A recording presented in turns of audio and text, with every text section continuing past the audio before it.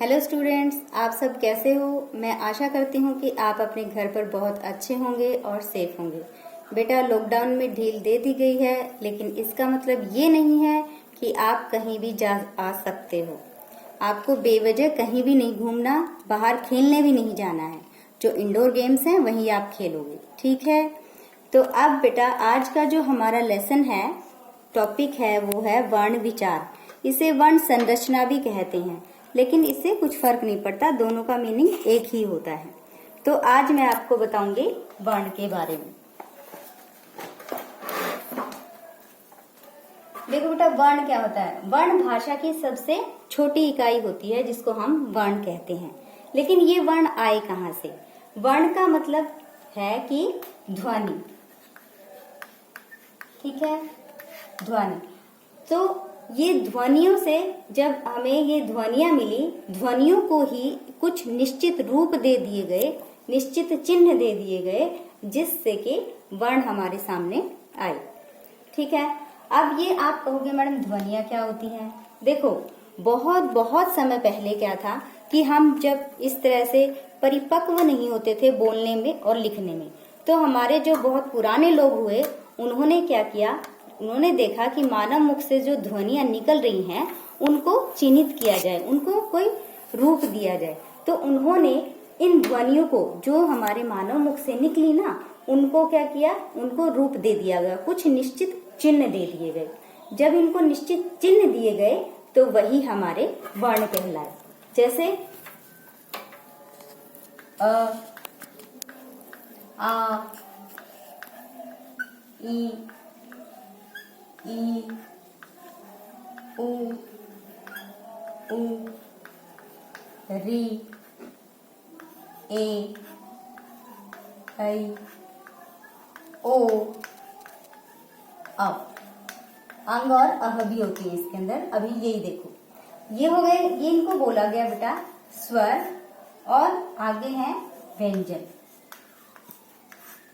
या फिर मैं एक मोटे तौर पर आपको समझाऊं कि जब हमारा एक छोटा बच्चा होता है और जब वो मस्ती में खेल रहा होता है, तो आप देखोगे कि उसके मुख से बहुत सारी ध्वनियां निकल रही हैं, क्योंकि अभी वो पूर्ण रूप से क्या है, वो बोलने में परिपक्व नहीं है, हमारी तरह वो नहीं बोल सकता।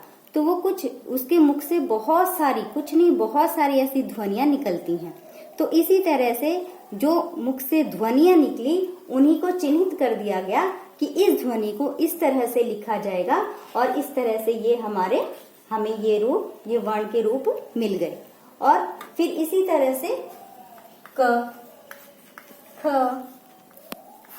ग, घ, अड़, फिर इसी तरह से च, छ, ज, झ, ञ, फिर ट, की, ट, ठ, ड, ढ, न, इस तरह से हमारे ये व्यंजन दे दिए, यानी इनको चिन्हित कर दिया गया देवनागरी लिपि में। जो मैंने आपको फर्स्ट लेसन में बताया था, उसमें इनको रूप दे दिए गए और ये चिन्ह निश्चित कर दिए गए। तो निश्चित चिन्हों को क्या कहा गया, वर्ण कहा गया। यानी भाषा की सबसे छोटी इकाई को, भाषा की सबसे छोटी इकाई को क्या कहते हैं, वर्ण कहते हैं, यानी जिसके टुकड़े नहीं किए जा सकते। तो बेटा, जो स्वर और व्यंजन हैं, ठीक है, इनको व्यवस्थित रूप से लिखा गया, ठीक है, व्यवस्थित रूप से, यानी अ के बाद आ के बाद ई के बाद बड़ी ई, इस तरह से, और क, ख, ग, घ, इस तरह से व्यवस्थित किया गया, किसके बाद ये आएगा। तो इन दोनों को क्या कहते हैं हम, वर्णमाला, ठीक है। अब आता है बेटा स्वर के भेद। पहले ये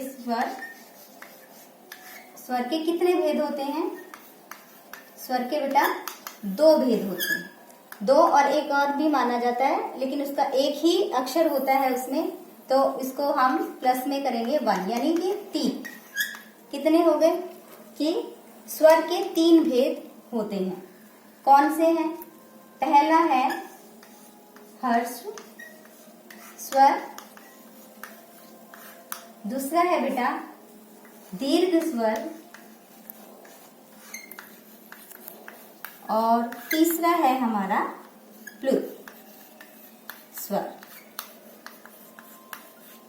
अब देखो हर्ष स्वर कौन से होते हैं। अब इनमें से हमें देखना है कि हर्ष स्वर कौन से होते हैं। इनमें से देखो पहला है अ, फिर जिसे हम छोटी ई कहते हैं ई, फिर उ और फिर री। ये स्वर हर्ष स्वर कहलाते हैं बेटा, क्योंकि इनको बोलते समय सबसे कम समय लगता है। ठीक है, फिर आता है हमारा दीर्घ स्वर। दीर्घ स्वर कौन से होते हैं? जैसे ये है बड़ा आ, जिसे बड़ा आ बोलते हैं हम, ई, फिर उ, उसके बाद ए, फिर ऐ, ओ और औ। ये हो गए हमारे दीर्घ स्वर। ये आप कहोगे मैडम इसको भी तो छोटा ही बोलते हैं हम, छोटा ही, फिर ये दीर्घ में क्यों आया? क्योंकि जब हम इनको बोलते हैं तो इसको बोलते टाइम भी इनसे ज्यादा समय लगता है, इसलिए ये हमारा दीर्घ स्वर में आया। यानी इनसे डबल टाइम लगता है इनको बोलते समय। तो अब क्या है बेटा, लास्ट है हमारा प्लुत। प्लुत में क्या आता है, एक ही शब्द आता है ओम, और जब हम इसका उच्चारण करते हैं तो क्या है, इसमें इन दोनों से अधिक, सबसे अधिक टाइम लगता है, तो वो हमारा होता है प्लुत शब्द। अब देखो बेटा, अब हमारे स्वर कितने होते हैं ये बताना भी जरूरी था कि स्वर हमारे कितने होते हैं बेटा, 11।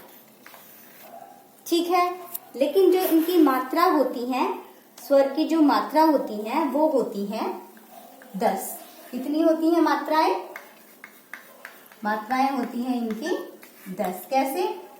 क्योंकि अस्वर की कोई मात्रा नहीं होती और इन सब की मात्राएं होती हैं। कैसे?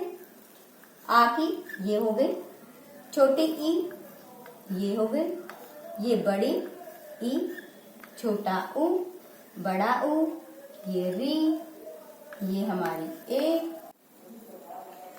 ठीक है बेटा, तो एक बार फिर से इन मात्राओं को आप ध्यान से देखो। ये ये अ हो गया हमारा, अ की कोई मात्रा नहीं होती।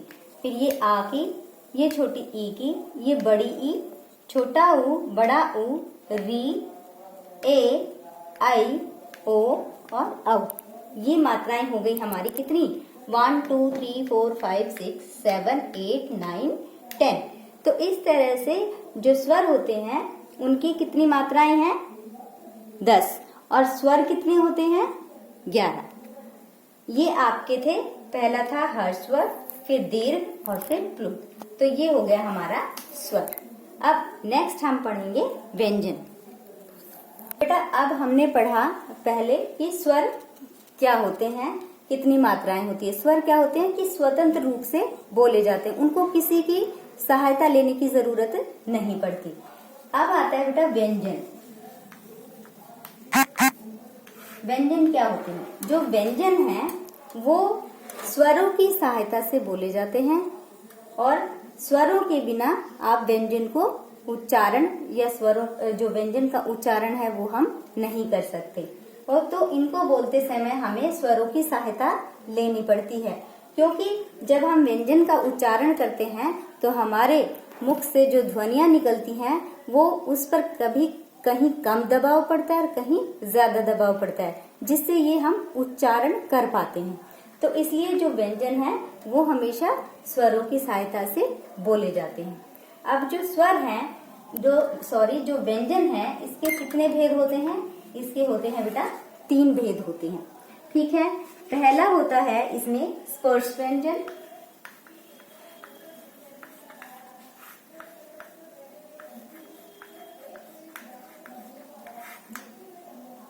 दूसरा हमारा होता है अंतस्थ व्यंजन,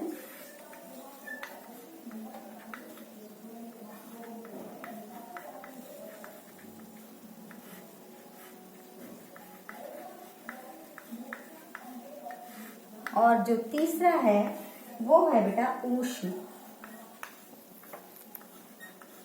व्यंजन। अब देखो कि ये व्यंजन कौन कौन से होते हैं। अब जो स्पर्श व्यंजन है वो है बेटा हमारे क से जो म तक की ध्वनि के स्वर हैं वो हमारे स्पर्श व्यंजन कहलाते हैं। तो बेटा ये जो क से म तक के हमारे जो व्यंजन हैं इनको हम स्पर्श व्यंजन बोलते हैं। एक बार मोटे तौर पर आप समझ लो कि जो ये बोले जाते हैं ना ये कहाँ से निकलते हैं। देखो मानो ये हमारा क्या है, कंठ है, ठीक है। ये हमारा क्या है, गला है, यहाँ गला है, ठीक है। तो ये जो इनका उच्चारण जब हम करते हैं तो ये 5 जगह से होकर 5 चीजों को स्पर्श करके निकलते हैं। कैसे? पहला है जैसे कंठ, ठीक है, ये हो गया हमारा कंठ, कंठ भी बोलते हैं इसको। फिर हो गया हमारा तालु, ऊपर क्या आता है हमारा, फिर तालु, फिर मूर्धा, फिर हमारा क्या होता है, आगे क्या आता है, दंत, हाँ, फिर यहाँ आ गया हमारा दंत, फिर लास्ट में हमारे यहाँ पर क्या होता है, ओष्ठ, ठीक है, ये हो गया ओष्ठ यानी होठ, ठीक है। इनसे जब वायु टच करके निकलती है कहीं पर ज्यादा और कहीं पर कम, तो ये सारे जो व्यंजन हैं हमारे निकलते हैं बाहर। अब पहला है जैसे ये जो है स्पर्श व्यंजन में क से म तक के, इनमें आता है क वर्ग, च वर्ग, ठीक है, इसमें च छ ज झ न, फिर आता है ट वर्ग, त वर्ग और प वर्ग। इस तरह से क से लेकर म तक के ये व्यंजन स्पर्श व्यंजन में आते हैं। उसके बाद है बेटा अंतस्थ व्यंजन।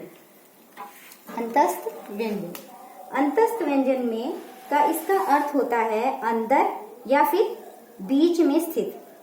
जो ध्वनियां स्वर और व्यंजन के बीच में स्थित होती हैं उन्हें हम अंतस्थ व्यंजन कहते हैं।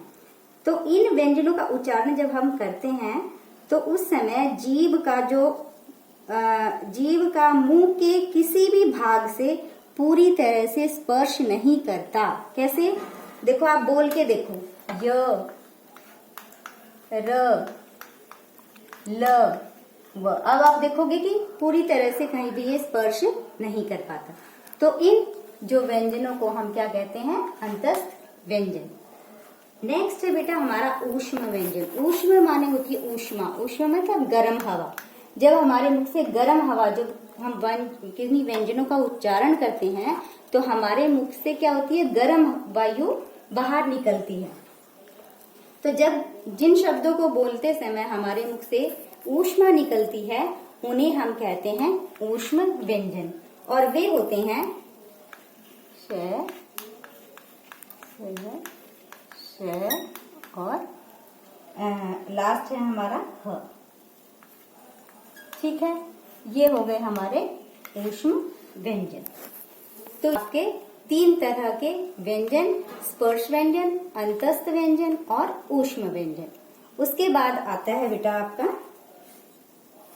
ठीक है। तो बेटा ये थे, आज हमने क्या पढ़ा, स्वर पढ़ा, सबसे पहले वर्ण पढ़ा, ठीक है। फिर हमने स्वर के भेद पढ़े, उसके बाद व्यंजन पढ़ा और व्यंजन के भेद पढ़े। अब आज की वीडियो में आपके लिए ये इतना ही काम है। आप इसको बहुत अच्छे से बार बार देखेंगे और अपनी बुक में, जो तुम्हारी बुक है सेकंड लेसन जो है उसमें ये सारी चीजें हैं, उसको एक बार आप डिटेल से अच्छे से पढ़ लेंगे। अब इसमें कुछ और टॉपिक रह गए हैं वो हम अपनी नेक्स्ट वीडियो में देखेंगे और आप समझेंगे और आपको समझ में भी आ जाएगा। ओके बेटा, आज के लिए इतना ही काफी है। Take care, bye bye.